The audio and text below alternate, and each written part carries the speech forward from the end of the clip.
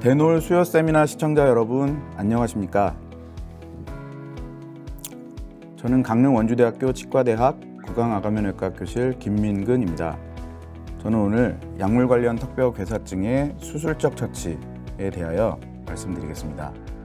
김재영 교수님께서 보존적 치료와 부가적 치료에 대하여 이전 세미나에서 자세히 설명을 해주셨기 때문에 저는 여기에 이어서 수술적 처치에 대한 주안해서 말씀드리도록 하겠습니다. 오늘 제가 말씀드릴 내용은요, 보존적 치료와 수술적 치료의 장단점을 비교하여 보고 수술의 적응증과 목적을 살펴보고요, 수술의 단점을 보완하기 위한 수술적 기법 2가지를 소개해드리고 관련 제 증례들을 함께 보고 정리하도록 하겠습니다. 보존적 처치는 불필요한 수술을 피할 수 있다는 장점이 있지만 총 치료 기간이 평균 9개월 이상 매우 길고 진전된 병기에서는 성공률이 낮으며 장기간 항생제를 사용해야 하는 문제를 가지고 있습니다. 반면에 수술적 처치는 질환이 더 진전된 단계로 가는 것을 예방할 수 있고 총 치료 기간이 상대적으로 짧습니다. 조기 수술 시 괴사골의 경계를 확인하는 것이 어렵기 때문에 괴사골이 남을 수 있고 여기서 연조직 피개가 실패할 경우 추가적인 수술이 필요할 수 있고 이 반복되는 수술에 의해서 병소의 범위가 점점 넓어지면 병적 골절을 발생시킬 위험이 높아질 수 있습니다. 저는 오늘 수술적 처치의 단점을 보완하기 위한 방법으로 연조직 치유를 도모하기 위해 유경협부 지방이식 방수를 병적 골절을 예방하기 위해 환자 맞춤형 R플레이트 재건 금속판을 사용하는 방법을 소개하려 합니다. 수술적 처치가 필요한 임상 상황은 보존적 처치에 잘 반응하지 않고 증상이 악화되는 경우, 부골이 관찰되거나 CT에서 보통 확인하실 수 있습니다. 부골이 관찰되거나 괴사골이 감염되어 악골수염으로 진행되어 지속적으로 감염이 확산되고 있는 경우, 괴사부가 하악하연을 침범하여 병적 골절의 위험이 있는 경우, 괴사부가 상악동을 침범해서 심한 상악동염을 야기한 경우 등입니다.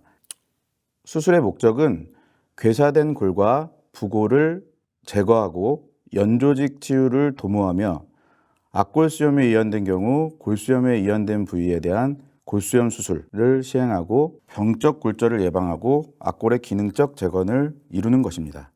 유경협부 지방 피판은 치과 외래에서 종종 접할 수 있는 피판입니다. 혈류 공급이 매우 양호하며 지방 조직이 구강 점막으로 변하여 연조직 치유를 돕습니다. 발치나 임플란트 수술과 연관하여 5mm 이상의 구강상악동 누공 형성 시 누공 폐쇄를 위하여도 유용하게 이용되는 피판입니다. 턱뼈 괴사증의 수술적 처치에 이 협부지방대를 적용하여 양호한 경과를 보인 10명의 환자 증례 보고가 저희 교실에서 2015년 국제학술지에 발표하였습니다. 환자 맞춤형 티타늄 금속판은 약화된 하악골의 병적 골절을 예방하거나 악골의 연속성을 유지하기 위한 쉽고 효과적인 방법입니다. 환자의 CT 정보를 이용해 설치개, 환자 맞춤형 플레이트를 설계합니다. 이는 피부 노출을 가능성을 줄이기 위함이고요. 설계 시 고정부는 이 괴사부를 피하여서 건전한 부에 사운드한 본에 위치될 수 있도록 디자인하여야 합니다. 또한 하치조 신경을 손상시키지 않도록 고정부 위치를 정하여야 합니다. 증례들을 함께 살펴보시겠습니다.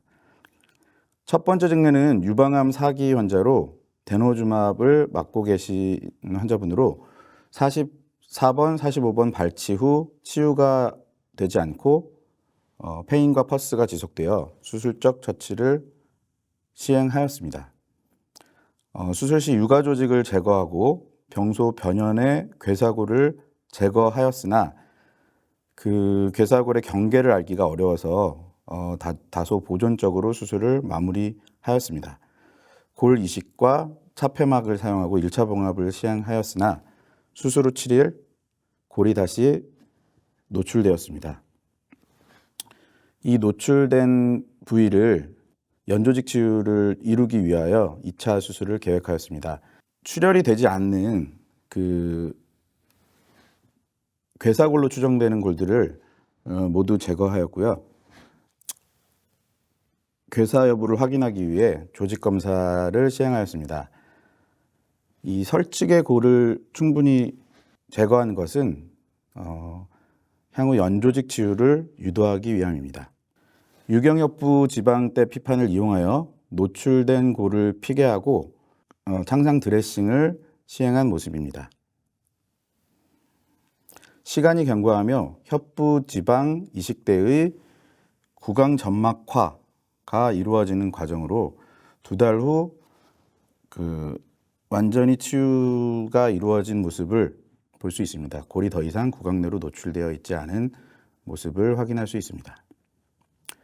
수술 전 수술 후 사진으로 그렇게 크지 않은 골 결손부를 확인하실 수 있습니다. 두 번째 증례는 86세 여환으로 골다공증 치료제로 알렌드로네이트를 4년간 경구 복용하신 환자분입니다. 구강 내 구강외 퍼스를 보이시며 내원하셨고 44번 임플란트가 감염의 원인으로 생각되었습니다. 콤빔 CT상에서 우측 하악체의 부골을 확인할 수 있습니다. 환자의 병력을 고려하여 엠론즈 3기로 진단하였습니다. 본스캔 결과에서 우측 하악체의 골수염 소견과 흉추와 요추의 최근 압박 골절이 확인되었습니다. 병적 골절이 우려되는 상황이었기 때문에 환자 맞춤형 임플란트를 제작하였습니다. 예상되는 병소의 범위를 표시하고요. 최소한 6개 이상의 고정이 이루어질 수 있도록 충분히 연장해서 플레이트를 디자인하여야 합니다. 구강외 접근으로 설치개 환자 맞춤형 금속판을 적합 및 고정하였습니다. 매우 쉽게 잘 맞는 것을 확인할 수 있었으며 이 하연이 기준이 되어 위치를 잡는 게 크게 어렵지 않았습니다. 괴사골의 경계를 표시한 모습입니다. 괴사된 골은 출혈이 전혀 되지 않기 때문에 수술 시에 대략의 경계를 파악할 수 있습니다. 괴사골을 모두 제거한 후에는 경계부에서 출혈이 잘 되는지를 확인해야 됩니다. 메지알 보더와 디지털 보더 모든 면에서 출혈이 되는 것을 확인하는 게 중요합니다. 출혈이 일어난다는 것은 괴사골이 아니라는 직접적인 증거이기 때문입니다. 다시 구강 내로 접근하여 감염의 원인으로 생각되는 44번 임플란트를 제거하고 주위의 괴사골을 모두 제거한 후 소서리제이션과 디콜티케이션을 시행하였습니다. 출혈이 되지 않지만 감염은 되지 않은 것 같은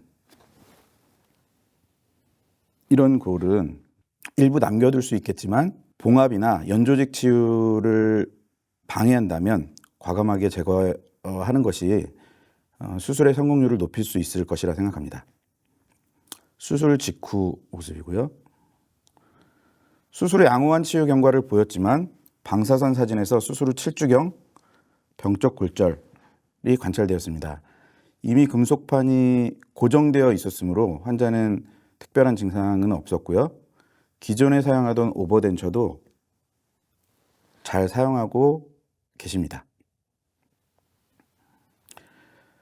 현재 2달 경과 관찰 중이고요. 술전의 해기학 검사에서 흉추와 요추에 최근 압박골절 소견이 관찰되었고 하악골에도 병적 골절이 발생한 상태이므로 골 형성 촉진제인 PTH 인젝션을 고려해달라고 제가 의뢰를 하였고요. 현재 환자는 PTH 인젝션을 받고 계십니다.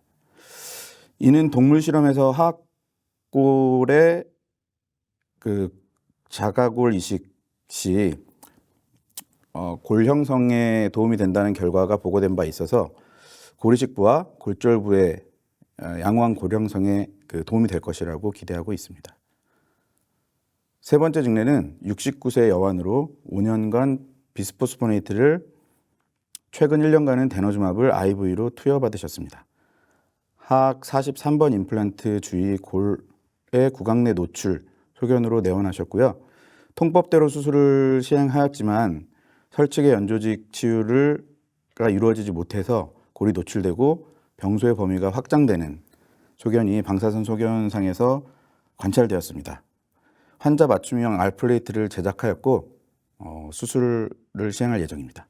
네 번째 증례는 골다공증 치료제로 비스포스포네이트를 4년간 복용하신 분으로 하악 우측 임플란트의 주위에 동통을 주소로 내원하셨습니다.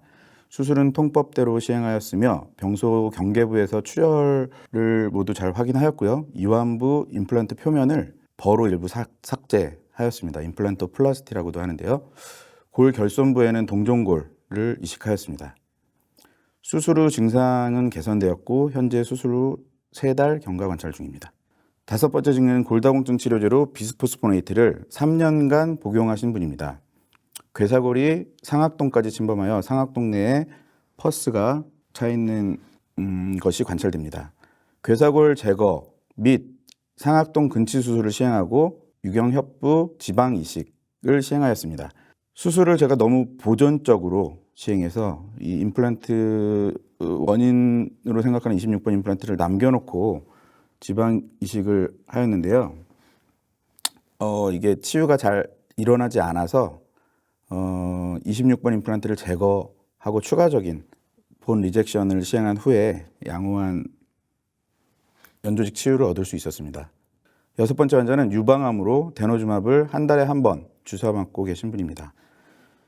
36번, 37번 임플란트의 플랩 수술 후 발생한 골 노출부가 전방으로 진행하여 2개 치아가 스스로 탈락하였고 구강 내로 지속적인 골 노출이 있었으며 구강에 누공이 생겼으나 환자분께서 큰 수술을 원치 않으셔서 항생제 요법으로 보존적 치료 중이십니다. 환자분께서 수술적 처치에 동의하시면 아래와 같이 하악 하연에 설축으로 환자 맞춤형 금속판을 제작하여 수술을 시행할 예정입니다. 증례를 정리해 보겠습니다. 총 6증례 모두에서 골 흡수 억제제를 투여받고 있었으며 세 증례에서는 비스포스포네이트를, 다른 세 증례에서는 데노주맙을 투약받고 계셨습니다. 투약의 원인은 2증례에서 유방암이었고요. 다른 4증례에서는 골다공증이었습니다. 외과적 처치로 2증례에서 유경협부 지방 이식술을 시행하였고 한 증례에서 맞춤형 R플레이트를 사용하였고 또 다른 2증례에서 맞춤형 R플레이트를 계획 중입니다. 턱뼈괴사의 유발 요인으로 5증례에서는 기존에 사용하던 임플란트와 연관이 있었고 다른 한 증례에서는 발치 후 발생하였습니다. 잘 사용하던 기존의 임플란트에서 약물 관련 악골괴사를 발생시키는가에 대한 문헌 고찰을 해보았는데요. 많은 문헌에서 기존의 임플란트에서도 골흡수 억제제의 복용과 연관하여 턱뼈 괴사가 발생할 수 있다고 보고하고 있습니다. 정리하도록 하겠습니다. 골흡수 억제제를 투여받고 계시거나 투약받을 계획이 있으신 환자분이나 투약을 시행하는 의사분께서는 투약 기간 중 반드시 치과 검진이 필요하다는 사실을 아셔야 합니다. 치과 의사 선생님들께서는 이러한 환자들에서 턱뼈 괴사 발생을 최소화하기 위한 치과 치료 계획을 수립하고 조기 진단과 적절한 처치를 시행하며 필요시 즉각적으로 구강하관면외과 의사에게 의뢰해 주시면 저희 구강하관면외과 의사들은 가급적 환자분께서 신속히 악골 고유의 기능을 회복할 수 있도록 최선의 노력을 다하겠습니다. 저희 아간면 성형 재건 외과 학회 홈페이지입니다. 오늘 제가 소개해드린 협부 지방 이식술이나 금속판 고정 수술은 저희 학회 회원들께서는 아주 기본적인 수식으로 누구나 잘 하실 수 있습니다. 홈페이지에서 검색하여서 의뢰해 주시거나 찾아오시면 적절한 치료를 받으실 수 있습니다. 경청해 주셔서 감사합니다.